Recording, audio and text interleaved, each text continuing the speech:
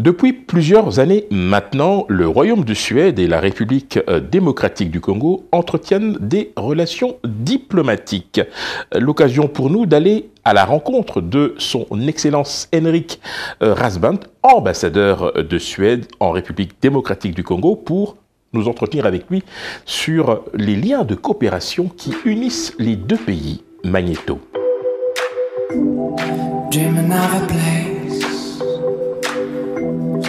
Anything you wish, it's rising from the ground, can light up all around. Your feelings to the world, chances to be heard. Now you feel right, now you feel fine,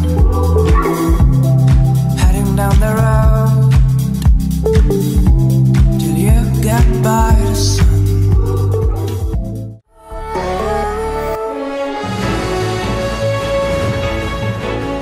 Bienvenue sur le plateau du JT diplomatique et pour ce nouveau rendez-vous, nous allons faire connaissance avec le Royaume de Suède, représenté aujourd'hui sur notre plateau par son Excellence Monsieur Henrik Rasband, qui est ambassadeur extraordinaire et plénipotentiaire du Royaume de Suède en République démocratique du Congo, et ce depuis fin octobre 2019. Excellence, bonjour. Bonjour. Merci de nous faire l'honneur de répondre à notre invitation. Vous le savez, le JT diplomatique a pour ambition d'offrir un espace de libre expression aux acteurs de la vie internationale. En votre qualité de chef de mission diplomatique, vous êtes donc bienvenue ici pour nous parler de ce pays qui est la Suède et qui entretient avec la République démocratique du Congo des relations diplomatiques depuis 1960. Alors, vous avez été en poste dans d'autres pays avant de venir ici en RDC. Vous étiez notamment en Côte d'Ivoire, à Abidjan, mais aussi à Juba et en Tunisie. Voilà, je parle sous votre contrôle, bien évidemment. Depuis un peu plus d'une année que vous êtes ici maintenant, en RDC, si vous deviez faire un bilan d'étape de votre présence, que diriez-vous? Et surtout, que dire de l'état des relations entre la Suède et la RDC? Merci beaucoup tout d'abord de me recevoir. Et je pense que le bilan pour moi après cette première année, c'est surtout que ça a été un grand plaisir d'être ici en RDC, de connaître le pays, de connaître le peuple congolais et les traditions congolaises. Et bien sûr aussi de suivre la situation dans le pays et bien sûr pour renforcer les relations entre nos deux pays, entre la Suède et la RDC, qui ont toujours été bonnes. Et c'est pour ça que moi je suis là aussi, bien sûr, pour nourrir ces relations et pour les renforcer. Alors, des relations que vous avez à cœur de vouloir nourrir et qui remontent, figurez-vous, à la fin du 19e siècle, puisqu'on trouve trace de missionnaires suédois déjà à l'époque, et là nous sommes évidemment, on pense à l'époque coloniale. Pourquoi cet intérêt de la Suède pour le Congo déjà de l'époque, à votre avis, monsieur l'ambassadeur?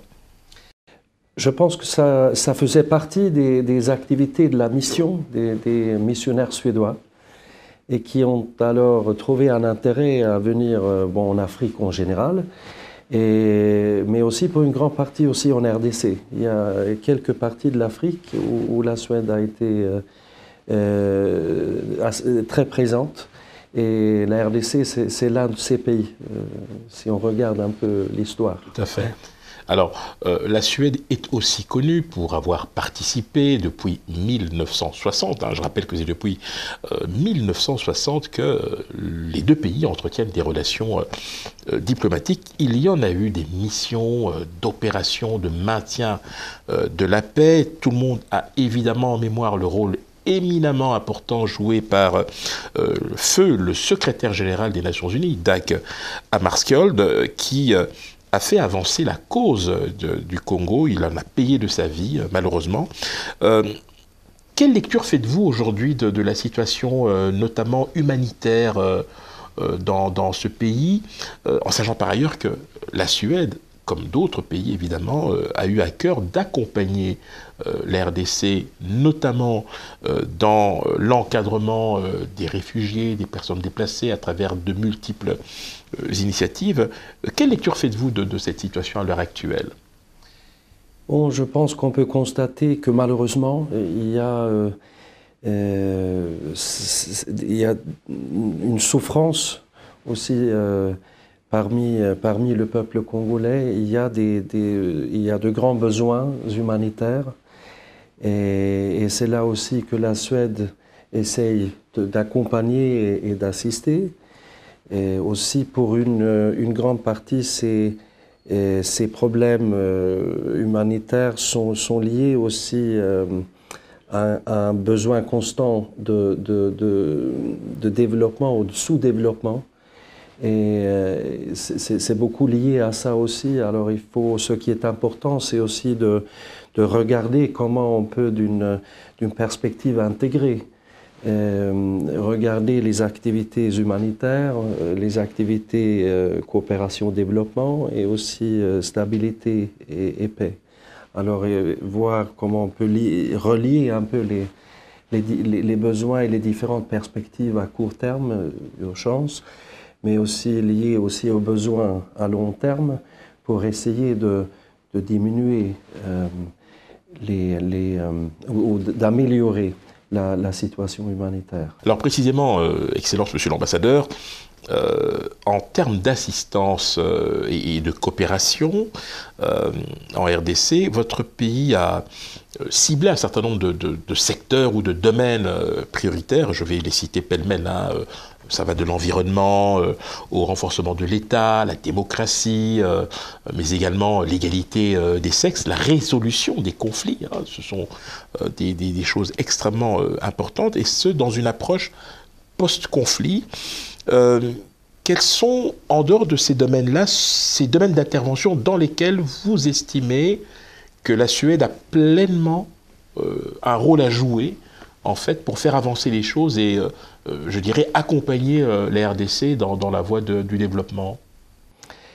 Bon, il y a différents secteurs là où on est actif. Vous venez juste d'en citer quelques-uns. Et peut-être on peut aussi ajouter le secteur de la santé, là où nous on est focalisé surtout sur ce qui est santé maternelle, prénatale, mais aussi formation de sages-femmes, justement. Et aussi les autres secteurs que vous venez de mentionner, oui, plutôt le secteur de différentes valeurs, disons, l'égalité des genres. Tout à fait. L'état de droit, développement démocratique, mesures anti-corruption, etc. Et aussi pour ce qui est plutôt sécurité humaine et aussi stabilité, paix, exactement. Aussi un autre secteur qu'il ne faut pas oublier non plus, c'est d'accompagner celles et ceux qui vivent en pauvreté, de les accompagner pour sortir de la pauvreté à travers différents projets. Mais bien sûr, on ne peut pas le faire seul. Bien on évidemment. espère qu'on ajoute et qu'on contribue avec quelque chose, mais c'est aussi bien sûr à travers nos partenaires internationaux et nationaux. Alors, vous avez récemment séjourné à Kananga, c'est dans le Kasaï central, si je ne m'abuse. Quelle était la raison de votre présence à Kananga? Je crois que vous avez visité Chikapa et Dibaya, je pense, également. Aussi, exactement. Oui. Non, la raison de cette visite conjointe avec aussi le système des Nations Unies, avec différentes organisations du système des Nations Unies, et la Suède qui gère pour le moment un groupe interbailleur et avec des partenaires qui se focalise justement sur ces questions de nexus qu'on appelle, c'est-à-dire ce dont je viens parler tout à l'heure, c'est-à-dire de voir comment avoir une approche intégrée sur ces différentes perspectives. Et alors l'assistance humanitaire, coopération au développement, et aussi question de paix et stabilité. Et c'était justement dans ce cadre qu'on a fait cette visite conjointe pour pouvoir voir ensemble sur le terrain quelques projets différents où différentes organisations onusiennes sont engagées et travaillent ensemble. D'accord. C'est quel type de projet, monsieur l'ambassadeur, pour être précis? Des projets, par exemple, de nutrition, santé, agriculture et renforcement des capacités, formation et autres. Et justement pouvoir ensemble et évaluer un peu la situation sur le terrain et pour voir ce qu'on peut faire ensemble. Et aussi, c'était aussi lié au fait que, à la transition de la MONUSCO, de la mission Tout à fait. De la paix des Nations Unies, qui est en train, qui est dans une situation de transition et qui va se retirer progressivement. Exactement. Et c'est là aussi qu'il y aura un besoin aussi pour les Nations Unies et pour les bailleurs de fonds de voir ce qu'on peut faire ensemble pour accompagner ces provinces-là. Alors, sur un autre plan, monsieur l'ambassadeur, on va parler des exportations de la Suède vers la RDC. Elle se chiffre à l'heure actuelle à 1,2 milliard de couronnes suédoises. Il s'agit essentiellement de produits d'ingénierie. Alors, tout le monde connaît évidemment les grandes entreprises suédoises comme ABB, ASEA Brown Boveri, qui est l'un des leaders mondiaux de l'électrotechnique. Mais en dehors de cette réalité-là, est-ce qu'il y a des produits congolais que la Suède pourrait importer? Si c'est le cas, quels pourraient être ces produits?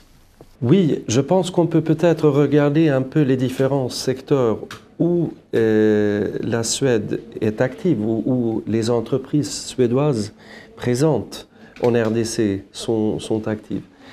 Et vous venez juste de mentionner l'une des sociétés ici en RDC. Ça, c'est plutôt le secteur d'énergie. Et il y a aussi quelques entreprises suédoises actives plutôt dans le secteur minier. On a aussi quelques entreprises plutôt actives dans le secteur d'automobile, d'autocars, bus, camions. Et encore d'autres entreprises. Mais je pense que ça montre aussi un peu les liens entre nos deux pays et l'intérêt que trouve la Suède et les entreprises suédoises ici en RDC. Alors, monsieur l'ambassadeur, nous arrivons petit à petit au terme de notre entretien. Je l'ai rappelé tout à l'heure en introduction, vous êtes ici depuis un peu plus d'une année maintenant. J'imagine qu'il y a des projets qui vous tiennent à cœur dans les différents domaines. La Suède, comme d'ailleurs l'Union européenne, a à cœur de maintenir un dialogue permanent avec la RDC. C'est d'ailleurs tout le sens de ce dialogue qui a repris il y a de cela quelques mois, puisqu'il y a eu une interruption de ce dialogue pour diverses raisons. Nous n'allons pas y revenir, mais sur le plan bilatéral, il y a effectivement un renforcement, vous avez eu à le rappeler durant notre entretien. Si vous aviez un mot de la fin à formuler en termes de perspectives et de défis concernant les relations entre le Royaume de Suède et la République démocratique du Congo, quel serait-il ? Parlant de nos relations et l'objectif de la présence de la Suède ici en RDC, je pense que je voudrais peut-être revenir un peu à ce que je viens de dire tout à l'heure. Et c'est ce que nous, on espère, bien sûr, c'est de pouvoir accompagner le peuple congolais pour un futur apaisé, un futur en développement durable pour toutes les Congolaises et pour tous les Congolais, un développement démocratique et un État de droit consolidé et des institutions publiques renforcées et bien sûr aussi avec on en a parlé aussi tout à l'heure, une égalité entre les genres, avec des chances aussi des femmes que des hommes, des filles et des garçons, de pouvoir réaliser ses rêves dans une RDC démocratique et prospère. Dreaming of a place where anything you wish is rising from the ground, can light the ball around your feelings to the world, chances to be heard. Now you feel right, now you feel fine, heading down the road till you get by the sun. Alors une toute dernière question, monsieur l'ambassadeur, ça va peut-être vous faire sourire, mais je vais quand même vous la poser. Quand on est en Europe, en Belgique, en France, en Allemagne, on a coutume de parler du modèle suédois. Alors, on va se mettre à la place maintenant de ces Européens, nous qui sommes ici maintenant en RDC, pour un Congolais qui s'interrogerait sur le modèle suédois, en quelques mots, en quoi cela consiste-t-il? Qu'est-ce que le modèle suédois? Je pense que ce qu'on appelle le modèle suédois, c'est d'essayer, et c'est ça que nous, on essaye de faire constamment, un équilibre entre une économie du marché, mais aussi un système de sécurité sociale et d'appui aux plus souffrants et à celles et ceux qui en ont besoin. Mais c'est aussi, il ne faut pas l'oublier, c'est aussi un modèle de dialogue social. Permanent? Oui, exactement. Et surtout aussi sur le marché du travail, par exemple, entre les employés et les employeurs. Et les partenaires sociaux, j'imagine. Et les partenaires sociaux, exactement, et le gouvernement, bien sûr. Mais je pense aussi, il ne faut pas oublier, quand on parle du dialogue social, ce n'est pas que les deux premières questions, mais c'est aussi cette question de dialogue social entre les différents partenaires pour essayer de régler ensemble les défis communs, des problèmes communs et trouver des solutions ensemble. Merci infiniment, Excellence, Monsieur l'ambassadeur Henrik Rasbrandt, ambassadeur extraordinaire et plénipotentiaire du Royaume de Suède en République démocratique du Congo. Merci infiniment, Excellence, de nous avoir fait l'honneur de répondre aux questions du JT diplomatique. Et merci beaucoup de m'avoir accueilli. Tout plaisir était pour nous. Quant à moi, eh bien, je vous retrouve même heure, même lieu. À la prochaine.